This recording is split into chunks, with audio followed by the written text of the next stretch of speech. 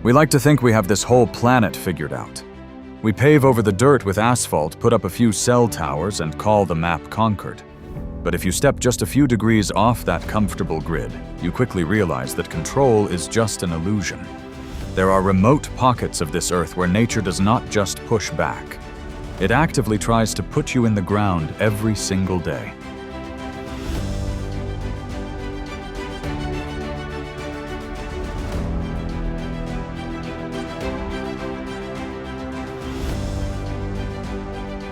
You are looking at places where the temperature drops so low that industrial steel shatters like glass, where the air is so thin, a standard diesel engine simply chokes and dies.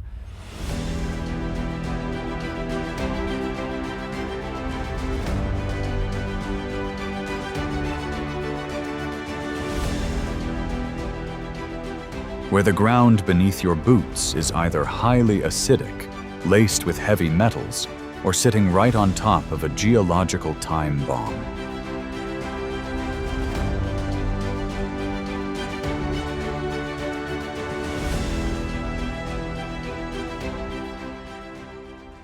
When you see a rusted-out truck buried in a blizzard, or a man swinging a pickaxe deep inside a claustrophobic dirt tunnel, you have to ask the obvious question.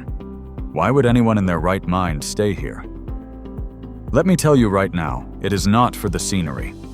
Nobody is freezing their hands off for a nice view of the mountains. They are out here pulling raw gold out of the rock. They are out here because it is the only way to survive.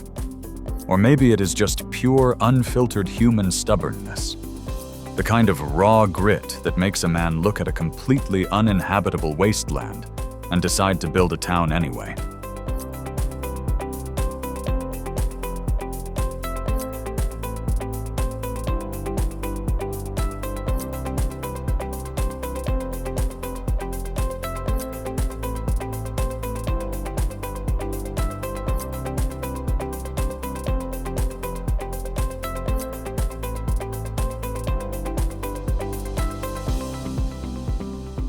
Consider what negative 90 degrees Fahrenheit actually means.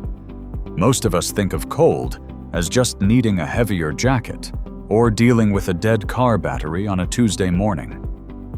But out in Oymyakon, Russia, cold is not just a weather condition.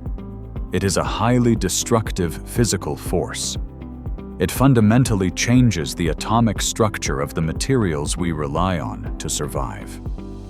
When the mercury drops, that low basic engineering just falls apart. Take industrial steel. Normally, it is the backbone of any heavy operation, but at negative 90 degrees, it becomes incredibly brittle. If you swing a sledgehammer against a steel frame out here, the metal does not dent.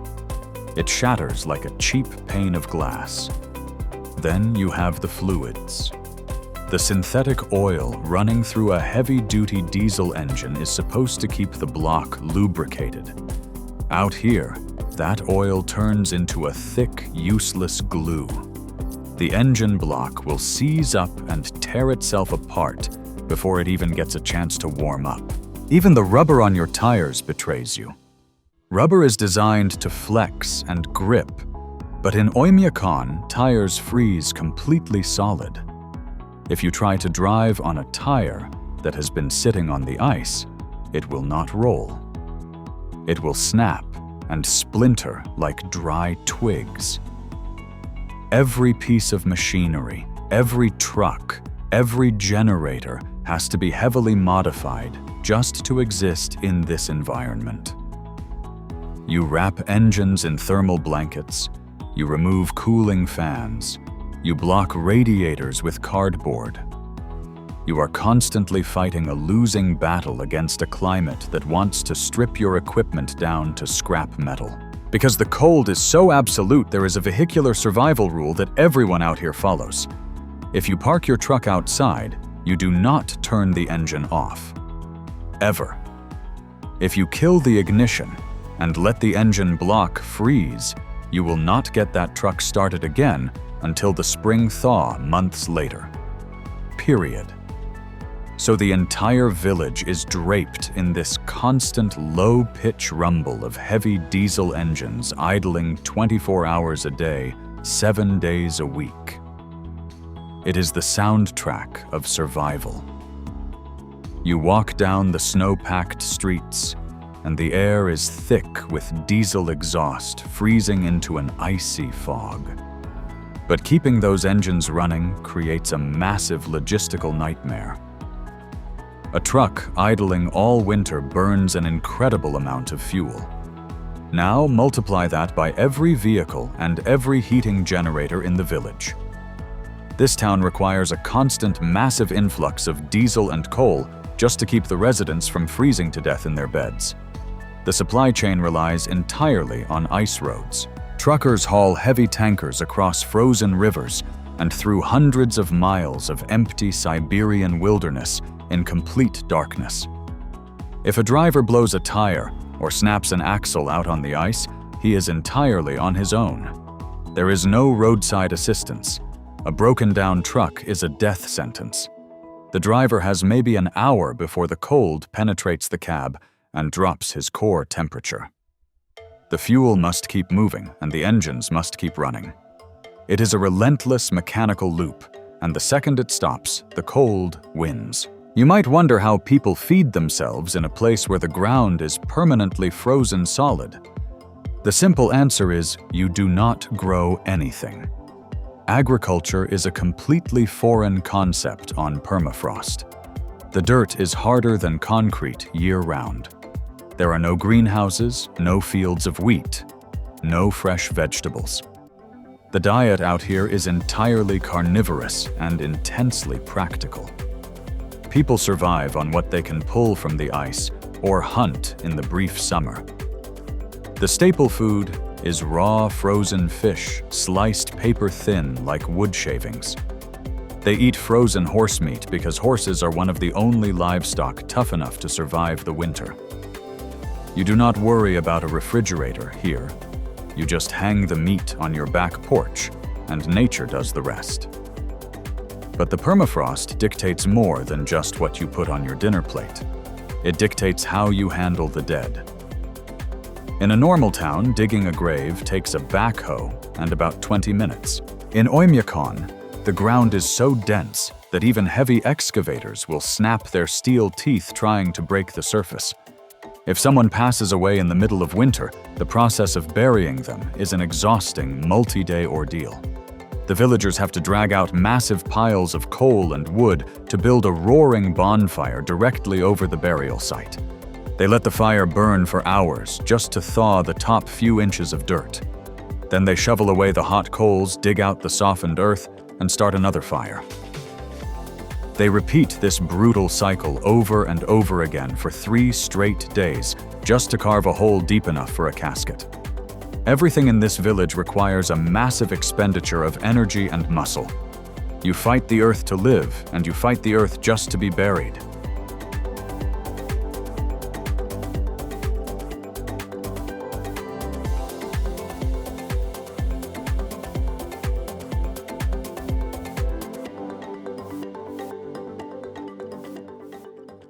If you look at a satellite map of the Philippine Sea, about 200 miles south of Tokyo, you will find a piece of geography that makes absolutely zero logical sense. Aogashima is an island that is essentially just the jagged rim of a massive submarine volcano sticking out of the deep ocean. But the people who live here did not build their homes on the outer slopes facing the water. That would be too easy. Instead, they built their entire village directly inside the main caldera. You have a town sitting right inside the blast crater of a Class C active volcano. It is actually a double volcano, meaning there is a smaller second cone pushing up right in the middle of the village. Just getting to this place requires a level of logistical stubbornness that borders on insanity. The island drops straight down into the Pacific Ocean as a sheer vertical cliff face. There are no gentle beaches. There is no natural harbor for a boat to safely navigate. The ocean currents out here are so violent they will pick up a supply ferry and smash it directly into the basalt cliffs. To solve this, the engineers had to carve a massive concrete shelf right into the side of the rock wall. When a ship actually manages to reach the island, it does not tie off to a standard wooden pier. A massive industrial crane physically reaches out, hooks the cargo, and sometimes the smaller boats themselves, and hoists them entirely out of the churning water. You are completely at the mercy of the wind and the sea. If a storm blows in and that crane cannot operate, you simply do not get supplies. You are completely cut off from the rest of human civilization, sitting inside a geological pressure cooker. But the 160 people living inside this crater are not just surviving. They are actively exploiting the geological monster sleeping right under their boots. The entire dirt floor of the caldera is littered with fumaroles. These are deep volcanic vents, constantly blasting high-pressure steam straight from the magma chamber below. Instead of looking at this as a massive warning sign, the residents looked at it as a free utility grid. They physically piped these vents directly into their infrastructure. The geothermal energy is harnessed to power the village heat, the municipal saunas, and even cook their daily meals. You can walk outside with a steel pot of raw meat or eggs, place it over a steam grate in the dirt, and the earth furiously boils it for you in a matter of minutes.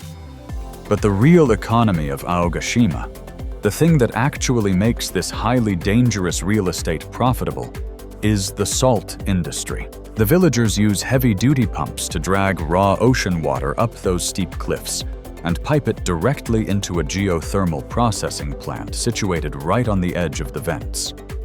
The natural volcanic heat boils the seawater away, leaving behind a highly mineralized high-grade salt. This is not the cheap white stuff you buy for $2 at the local grocery store. This is a premium culinary export that gets shipped all over the world. They are literally turning the destructive power of an active volcano into a highly lucrative cash crop. It is a brilliant piece of industrial adaptation. You really have to respect the absolute audacity of a town that looks at an active magma chamber and decides to use it as a massive industrial stove to run a localized economy. But that brilliant industrial adaptation comes with a massive, undeniable catch. You cannot negotiate with geology. The volcano is categorized as highly active, and it has a very documented history of proving exactly what that means. Back in the year 1785, the ground under Aogashima did not just shake, it completely ruptured. The main caldera blew wide open, raining millions of tons of burning ash and molten rock directly down onto the people living inside the bowl. Because they were trapped inside those steep, high crater walls, there was literally nowhere to run. Nearly half the population of the island was wiped out in a matter of hours. The survivors had to abandon the island for 50 years before anyone was brave or crazy enough to move back. And here is the cold, hard truth of the situation today. Nothing about the physics of that mountain has changed. The pressure down below is still building. The vents are still whistling. If the mountain decides to clear its throat again, the current residents are facing the exact same trap. Except now, they have exactly one single point of failure for survival. The only fast way off the island is a single concrete helicopter pad. If the magma breaches the surface and a massive ash cloud fills the sky, a rescue helicopter is not flying through that. The boats cannot safely dock in rough seas. That leaves 160 people sitting at the bottom of a stone bowl, waiting for the fire to drop. Every single day, they wake up, go to work, and boil their salt. They are playing a statistical game of Russian roulette with the earth. The cylinder is spinning, and eventually the hammer is going to fall on a loaded chamber.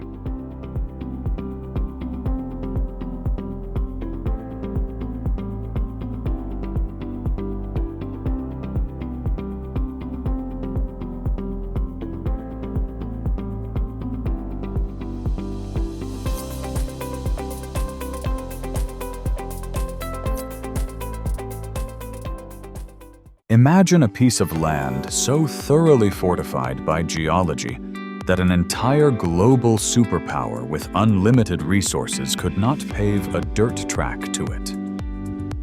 Up until 2013, Motuo County in Tibet held a very specific and brutal title.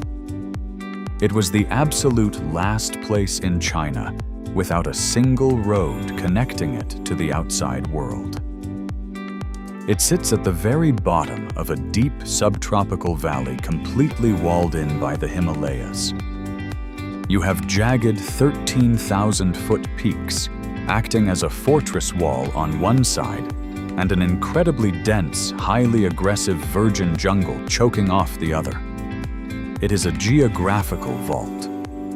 For generations, if you lived down in that valley and you needed a bag of cement, a sheet of corrugated metal, or a basic box of antibiotics, you could not just load it onto a truck and drive it in. Every single pound of supplies had to be physically strapped to a human back and carried on foot over a mountain pass that is high enough to induce severe altitude sickness. Porters would strap 100-pound loads to their bodies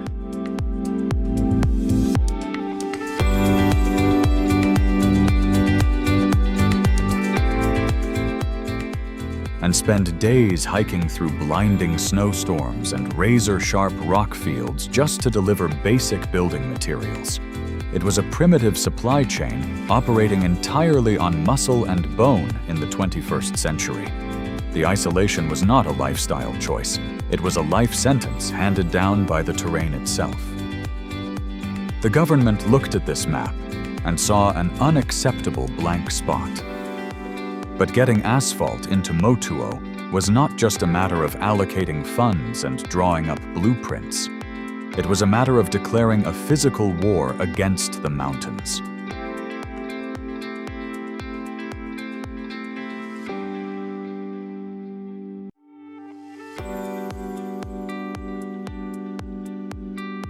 The government did not just ignore Motuo for all those years. They actively tried to beat the Himalayas for half a century, and for 50 straight years, the mountains aggressively won. Starting all the way back in 1965, survey crews and engineers showed up with heavy machinery and a mandate to carve a road through the rock. But the terrain here is fundamentally broken. The rock is heavily fractured, and the slopes are dangerously steep. The first time they pushed a dirt track through the pass, nature simply waited until the monsoon season and literally washed the entire project down the side of the mountain. They tried again in the 1970s and managed to lay down a few miles of actual road. Then a massive earthquake hit and shattered their concrete bridges like they were made of dry clay. They tried again in the 80s and the 90s, pouring millions of dollars and countless tons of steel into the valley.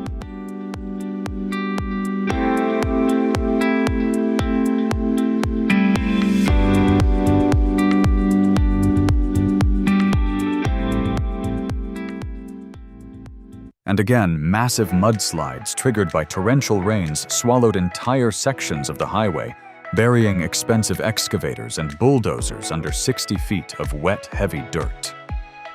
It was an absolute meat grinder for heavy machinery and human ambition. Engineers would spend 3 grueling years building a massive concrete retaining wall, only to watch it get completely vaporized by a single rockfall in 3 seconds. You cannot negotiate with 1 million tons of moving mud, and you cannot engineer your way out of a mountain that is actively trying to crush you. The geology was actively rejecting the infrastructure.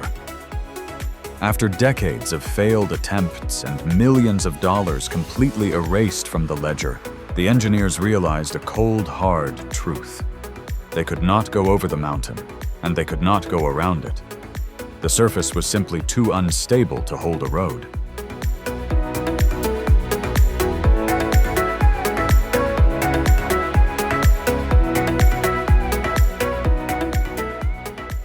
So they decided to stop fighting the weather on the surface and just punch a hole straight through the rock.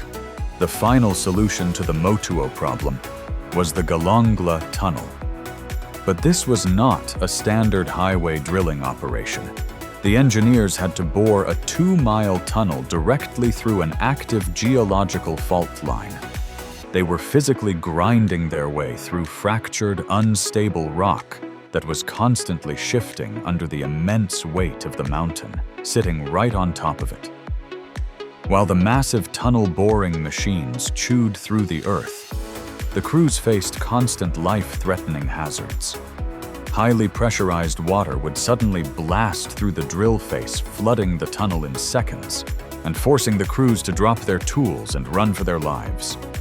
Rock bursts would shoot deadly shrapnel off the walls because of the extreme tectonic pressure, but they just kept pushing.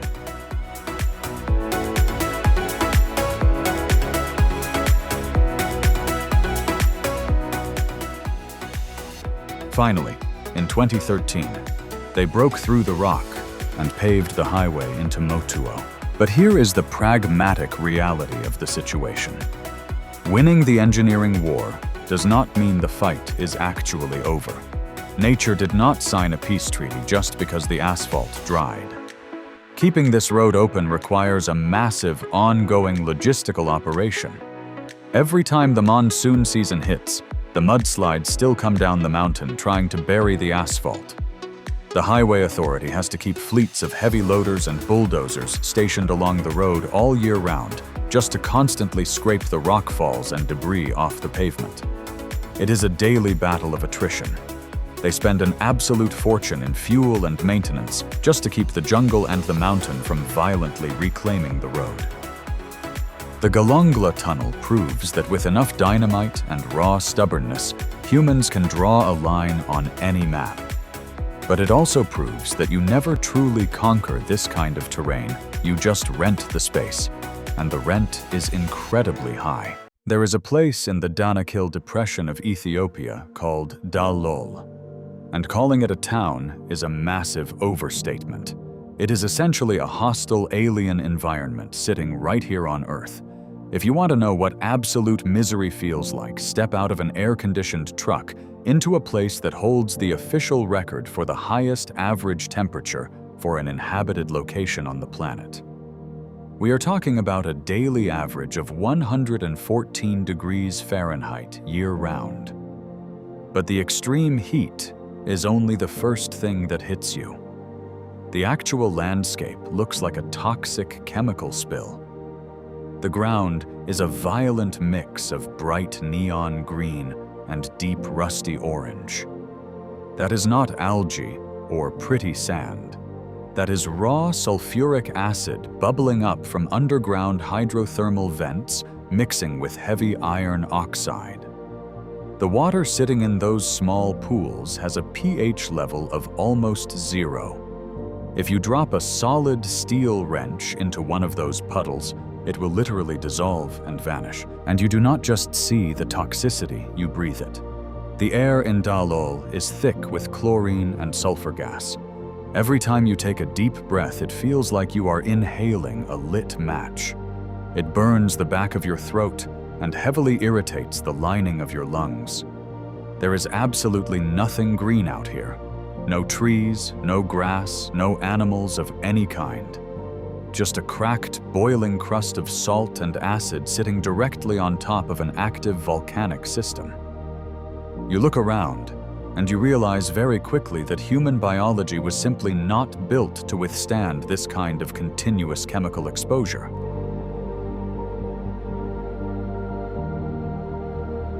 Yet despite the boiling acid and the suffocating heat, there is a massive, fully operational industrial supply chain running right through the middle of this toxic wasteland. And it has been running the exact same way for over 2,000 years. There are no heavy diesel excavators out here. There are no conveyor belts or heavy articulated dump trucks. The entire local economy is driven entirely by human muscle and massive camel caravans. The men who work out here belong to the Afar tribe, and their job is as physically brutal as it gets. They walk out onto the vast, blinding white salt pans with nothing but iron axes and thick wooden poles. They physically hack through the thick, hardened crust of the earth, prying up massive, heavy slabs of raw mineral salt. Then they spend hours kneeling in the boiling dirt, chopping those giant slabs into perfectly uniform rectangular blocks. This is not about gathering building materials or conducting scientific research. This is pure commercial logistics. Those blocks of salt are currency. Once the blocks are cut to size, they are loaded onto the backs of thousands of camels. A single camel can carry about 200 pounds of salt, and the caravans string together for miles, looking like a massive cargo train slowly marching across the dead desert. They have to haul this raw product across brutal, unforgiving terrain for days just to reach the closest market town, where the salt is finally loaded onto actual diesel trucks. It is a completely analog zero-tech freight system operating entirely on human endurance and sweat.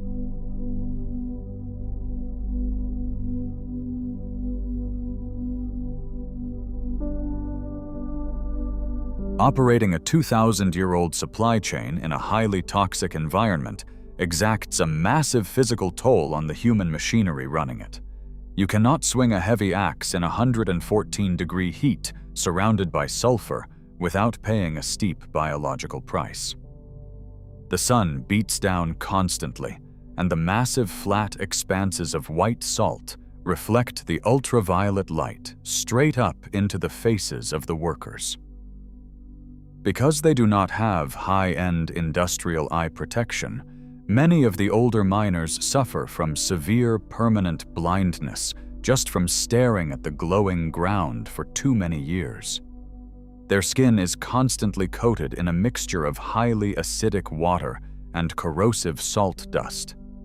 It eats away at the skin on their hands and ruins their joints. It is a slow, methodical physical destruction. And if the extreme environment does not get you, the human element just might. Because these salt blocks represent pure hard cash in a region dealing with extreme poverty, the caravans are highly lucrative targets. The workers do not just carry axes to break the salt. You will see heavily armed guards walking alongside the camels carrying well-worn assault rifles. They are there to protect the cargo from organized desert bandits who will absolutely kill a man over a few hundred pounds of rock salt. This is not a quaint cultural tradition or a scenic tourist attraction for people to come take pictures of. This is the rawest, most unfiltered form of survival capitalism on the planet. Men are trading the structural integrity of their own bodies, their eyesight, and potentially their lives just to carve a living out of the most inhospitable piece of real estate on the. If you drive far enough into the South Australian outback, you eventually hit a landscape that looks exactly like the aftermath of a nuclear war. The surface of Coober Pedy is a flat, sun-blasted expanse of red dirt, completely littered with the rusted skeletal remains of abandoned mining equipment. There are no trees. There is no grass. There is just an endless horizon of dirt mounds and warning signs telling you not to fall into unmarked shafts. During the peak of summer, the temperature out here regularly punches well past 120 degrees Fahrenheit. That is not just uncomfortable. That is the kind of heat that will literally boil the coolant right out of your truck's radiator before you even realize you have a problem. If you stand out in the midday sun, you can feel the moisture being violently pulled from your skin. You cannot leave a wrench sitting on the hood of your truck because in 10 minutes it will be too hot to pick up with bare hands. Nothing is meant to survive up here. The surface of this town is entirely hostile to human biology. Yet people have been coming out to this specific patch of scorched earth for over a century. When you are standing on the surface, sweating through your shirt, staring at a wasteland of broken drills and shattered rock, it defies all logic. But the secret to surviving Coober Pedy is not about fighting the environment on the surface. It is about understanding that the only way to beat a 120-degree wasteland is to entirely abandon the surface and go straight down into the dirt. Down below the crust, the rules of the outback completely change. If you want a house in Coober Pedy, you do not hire a standard contractor with a load of lumber and some drywall. You hire a guy with an industrial tunneling machine and a very healthy supply of mining explosives. The ground here is mostly sandstone, which is soft enough to carve, but stable enough that it will not immediately collapse on your head. Building a 3-bedroom family home involves physically grinding out thousands of tons of solid rock. They bring in these massive mechanical borers that literally chew their way through the hillside, throwing a massive cloud of silica dust out the back. When the machines hit a dense patch of rock, they do not waste time drilling. They pack the face with explosives and blow the room wide open. The resulting architecture is rough and incredibly practical. Your living room walls are just bare scrape marks from the teeth of the tunneling machine. But there is a massive mechanical advantage to living inside a man-made cave. While the surface is baking at 120 degrees, the ambient temperature underground naturally holds dead steady at around 73 degrees Fahrenheit all year round. There is no central air conditioning required. There are no massive electric bills to keep the house cool. You just drill a couple of ventilation shafts straight up to the surface to keep the oxygen flowing, and let the thermal mass of the earth do all the heavy lifting. It is brutalist engineering at its finest. You are basically living inside a highly modified mine shaft. But when you are sitting in your subterranean living room in perfect 73-degree comfort, while the desert outside is actively trying to melt the tires off your truck, it starts to make perfect sense. But the real reason this underground society exists is not just climate control. It is the economy built directly into the walls of their homes. Coober Pedy sits on top of the largest concentration of high-quality opals on the planet. This creates an incredibly bizarre real estate dynamic. In a normal town, if your wife wants a bigger kitchen, you spend $50,000 on a contractor and materials. In Coober Pedy, if you decide to expand the kitchen, you just grab a jackhammer and start eating into the back wall of your house. And because you are literally tearing into an active geological zone, there is a very real chance that while you are trying to make room for a new refrigerator, you might accidentally strike a raw opal vein. People have literally paid for the entire cost of their home renovation just by selling the rocks they dug out of their own walls. That is the gamble that keeps this entire town breathing. It operates on a pure frontier gold rush mentality. You will sit at the underground bar next to a guy covered head to toe in red dirt who looks like he has not showered in a week, and he might be a multimillionaire who just hit a massive pocket of color.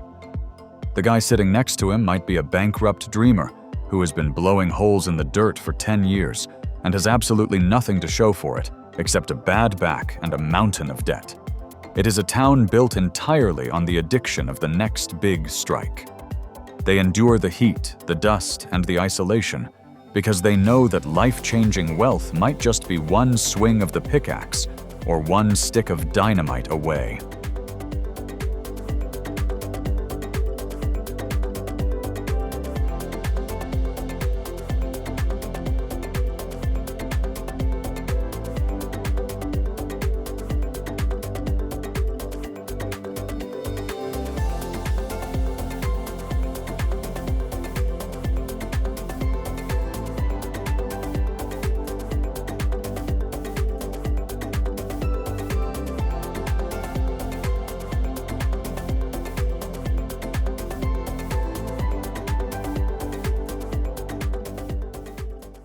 Take a look at an altimeter when you are standing in La Rinconada, Peru. It reads 16,700 feet. To put that in perspective, that is higher than the base camp of Mount Everest. At this altitude, the atmosphere is stripped of about 50% of its oxygen. This creates an immediate and severe mechanical problem. Internal combustion relies on a very specific ratio of air to fuel. When you cut the air supply in half, heavy machinery simply refuses to cooperate. A standard turbo diesel truck loses a massive percentage of its horsepower up here. The engines run rich, they overheat, they choke on their own exhaust, and they stall constantly. Now imagine trying to haul a 20-ton excavator up a mountain under those exact conditions.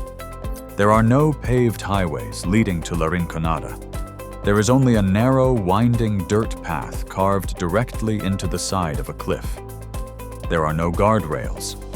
The road is constantly slick with freezing rain, sleet, and mud.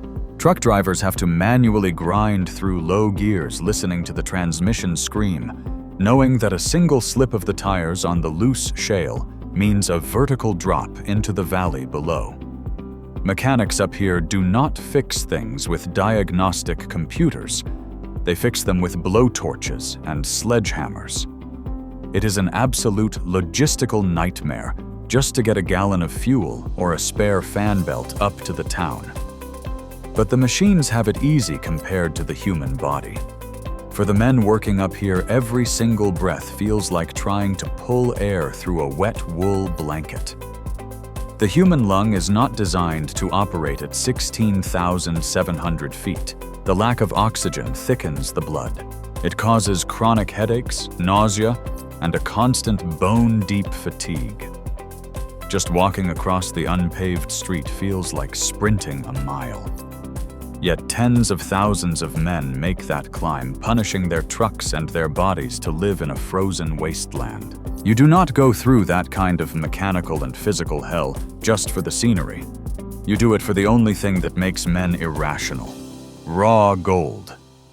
But if you are picturing a modern mining operation, you need to wipe that image from your mind right now. There are no corporate safety officers here. There are no diamond-tipped rotary drills, no heavy ventilation systems, and no climate-controlled cabs. This is mining stripped down to its most brutal, primitive core. It is just brute force, cheap black powder dynamite, and rusted pickaxes.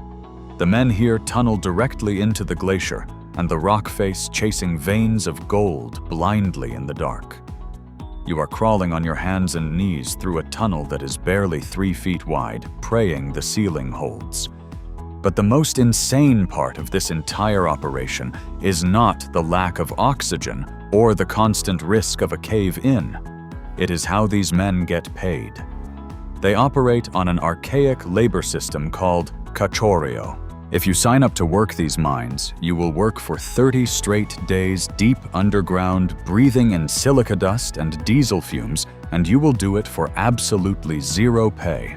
No hourly wage, no salary, nothing. Then, on the 31st day, the rules change.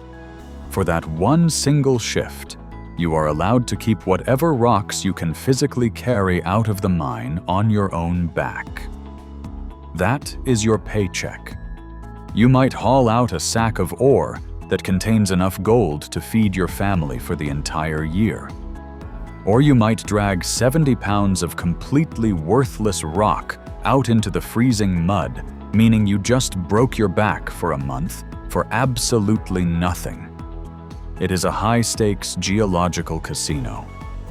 You are betting your lungs, your time, and your life against the mountain, and the house almost always wins. Let us bring this a little closer to home. You do not have to travel to the other side of the planet to find a town that is actively being erased from the map. Just look at the extreme northern coast of the United States. Up in Alaska, sitting right on the edge of the Chukchi Sea, there is a narrow strip of sand called Kivalina. It is a barrier island, which by geological definition means it was never meant to be permanent. But people built a town on it anyway. For generations, the only thing keeping this village of 400 Americans from being swallowed by the Arctic Ocean was a natural armor of thick sea ice. Every winter, the ocean would freeze solid miles out from the shoreline, creating a massive physical buffer. When the brutal winter storms rolled in packing hurricane-force winds, the waves would just slam into the ice pack long before they ever reached the houses. But the physics of the Arctic have changed over the last few decades. That defensive wall of ice is forming much later in the fall and melting much earlier in the spring. That leaves the island completely exposed during the most violent storm season of the entire year. You have freezing, massive storm surges slamming directly into a fragile sandbar. The water does not just wash over the beach. It violently undercuts the land, dragging massive chunks of the island out into the sea. The residents are not dealing with theoretical climate models or distant warnings. They are watching the actual dirt under their foundations disappear foot by foot every single November. When an American town is actively falling into the ocean, the standard response is to try and engineer your way out of the problem. The government sent in the Army Corps of Engineers to hold the line. They barged in massive boulders from miles away and built a heavy rock revetment right along the shoreline. It looks impressive on paper, but you have to understand the basic physics of the ocean. A rock wall is just a temporary band-aid against the crushing hydraulic power of the Chukchi Sea. When a massive winter surge hits that wall, the kinetic energy does not just disappear. The water smashes into the rocks, and the force is deflected downward rapidly, scouring the sand right out from under the base of the wall itself. You cannot permanently armor a sandbar. The ocean is relentlessly patient, and it has unlimited heavy ammunition. During a severe storm, the water breaches the wall, floods the dirt airstrip, and completely contaminates the drinking water supply. The island is literally shrinking while the people living on it watch helplessly. Decades ago, the island was a few miles long and hundreds of feet wide. Now, in some places, it is barely a stone throw from the lagoon side to the open ocean side. The engineering failed because you cannot build a static defense against an actively shifting environment. The military-grade rocks are slowly sinking into the mud, and the ocean is already preparing to take the rest of the land. So if you cannot engineer your way out of the problem, you only have one logical option left. You have to pack up your things and leave. But retreating from the Arctic Ocean is a logistical and economic nightmare. The government has drawn up official plans to physically relocate the entire village of Kivalina to a safer site further inland. It sounds simple until you look at the actual bill for the project. The estimated cost to move this isolated town is sitting right around $400 million. That breaks down to $1 million per resident just to move them to solid ground. Who exactly writes that check? The local government certainly does not have that kind of cash, and the federal government is stuck in a bureaucratic loop of endless studies and proposals. And even if you had the money sitting in a bank, the physical logistics of moving an entire town across the Alaskan tundra are almost impossible. There are no highways connecting Kivalina to the rest of the state. You cannot just load the houses onto flatbed trailers and drive them away. You would have to barge in heavy equipment, build an entirely new infrastructure grid on the permafrost, pour new foundations, and construct a new airstrip just to get started. You have to do all of this during a construction season that lasts maybe 3 months out of the year before the ground freezes solid again. Kivalina is trapped in a brutal economic paradox. It is entirely too expensive to save, but the people living there cannot afford to leave. So they sit on a shrinking strip of sand, listening to the ocean tear apart the seawall, and wait for the one massive storm that will finally make the decision for them. If you look at the Faroe Islands sitting out in the middle of the North Atlantic, you will see a lot of aggressive geography. But Gásadalur takes the concept of isolation to an entirely different level. This is a village built directly on the edge of a 200-foot-tall, solid basalt cliff. The rock face drops completely vertical, straight down into the freezing, churning ocean. There is no gentle slope. There is no sandy beach. There is absolutely no natural harbor to dock a boat. If you try to pull a heavy fishing vessel up to the base of this cliff, the Atlantic swells will simply pick it up and smash it into splintered wood against the volcanic rock. For centuries, the people living here were completely trapped by gravity and stone. The only way in or out was by foot. And this was not a casual afternoon hike. To get to the rest of the island, the villagers had to climb over a massive, steep mountain pass that was constantly blasted by hurricane-force winds, blinding fog, and freezing rain. It was a notoriously lethal route. The trail was treacherous, slick with mud and crumbling shale. But people still had to do it.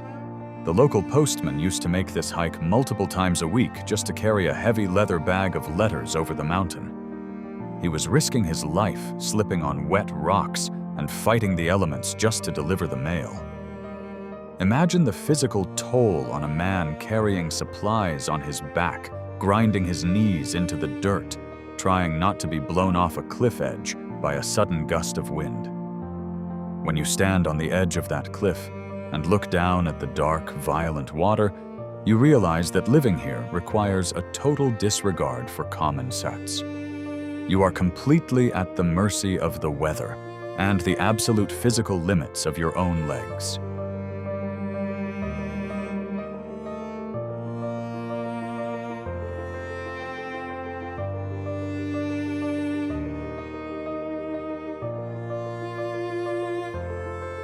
For a long time, the government simply let Gásadalur exist in its own frozen time capsule. But eventually, the modern world demands infrastructure. In the year 2004, they decided it was finally time to fix the gravity problem. But you cannot build a suspension bridge over a 200-foot vertical cliff, and you cannot pave a highway over a lethal mountain pass that is buried in fog half the year. The only viable engineering solution was to go straight through the mountain. They barged in massive, heavy-duty rock boring machines and pallets of high explosive charges. For months, the engineering crews physically blasted and chewed their way through thousands of tons of solid, dense volcanic rock. It was an incredibly expensive, incredibly dangerous, and highly technical operation. The inside of a tunnel like that is a loud, dark, chaotic mess of silica dust, diesel exhaust, and shattered stone. You have heavy loaders constantly dragging out piles of broken basalt, while the drills scream against the rock face. They carved a single-lane tunnel directly through the heart of the mountain just to lay down a strip of asphalt. But here is where the basic economic logic completely falls apart. When they finally broke through the rock, cleared the debris, and finished the tunnel, they were not connecting a booming metropolis or a major industrial seaport. They were connecting a village that had exactly 15 residents. 15 people. If you take the millions of dollars spent on heavy machinery, diesel fuel dynamite, and government labor and divide it by 15, the cost per capita of this single-lane road is absolutely staggering. It defies every single rule of municipal budgeting. They spent an absolute fortune to blow a hole in a mountain just so a handful of farmers would not have to risk their necks walking over the top of it anymore.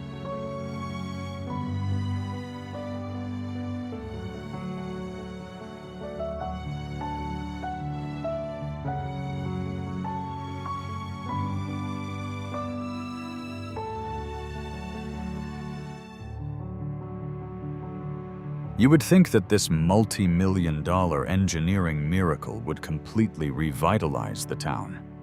The government effectively saved the village by dragging it out of the Dark Ages and into the 21st century. They gave them a lifeline. But heavy infrastructure is a highly unpredictable tool. A paved road does not just let the supply trucks drive in, it also lets the people drive out. And that is exactly what happened. As soon as the tunnel opened and the dust settled, the younger generation looked around at the extreme isolation, the harsh weather, and the limited options for making a living. Then they looked at the brand new, perfectly paved road leading straight through the mountain to bigger towns, better jobs, and an easier life. So they packed their bags, put their cars in gear, and they drove away. It is the ultimate bitter paradox of connection. The exact same heavy engineering project that was specifically designed and funded to save Gásadalur from slowly dying of isolation became the very mechanism that emptied it out. Today, you can drive a rental car right through the mountain and park in the village in complete safety without breaking a sweat. You will see a few stubborn old-timers still holding on, refusing to leave their ancestral homes. And you will see a constant stream of tourists stepping out of their warm cars to take pictures of the famous waterfall dropping off the cliff. But the actual functioning core of the town is essentially hollowed out. The harsh mountain could not defeat the village. The freezing Atlantic Ocean and the brutal winters could not defeat it either. It took a perfectly paved government-funded highway to finally bring the town to its knees. It just goes to show that you can conquer the rock, and you can conquer the geography with enough dynamite. But you can never actually engineer human nature.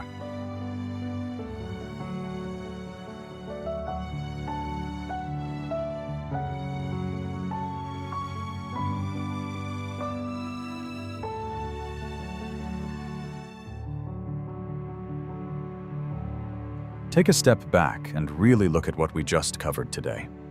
From the frozen, solid dirt of Siberia to the boiling acid pools of Ethiopia and the crumbling basalt cliffs of the North Atlantic.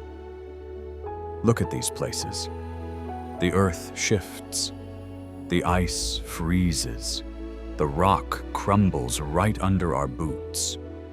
Nature is not some passive background or a gentle force. It is a highly active, violent system that is constantly trying to evict us. It throws negative 90-degree temperatures, hurricane-force winds, and active magma chambers right at our front doors. And how do we respond to that threat? We do not pack up and leave. We just dig our trenches a little deeper. We build thicker retaining walls. We bring in heavier diesel machinery, and we pour a massive amount of concrete. When you see these remote outposts, you realize a cold, hard fact about our species. People do not live in these extreme environments because they want a beautiful view out of their kitchen window. They do not stay because it is a peaceful or romantic lifestyle. They live there because humans are the most adaptable, fiercely stubborn, and economically driven machines on the entire planet. If there is $1 to be pulled out of the frozen dirt, a vein of raw gold to be cracked open, or a massive mountain standing in the way of a supply chain, someone is going to grab a heavy iron axe or fire up a tunneling machine and get to work. We will endure absolute physical hell if the payout makes sense, or if it just means holding on to a piece of rock we claim as our own. It is a relentless, stubborn drive to beat the odds. We are going to keep tracking down these locations. We are going to keep looking at the heavy machinery, the broken supply chains, and the sheer human willpower it takes to operate on the absolute fringes of the map. If you appreciate the raw, unfiltered engineering and the harsh realities of this world, hit subscribe. We have got a lot more impossible logistics to uncover. See you on the next job.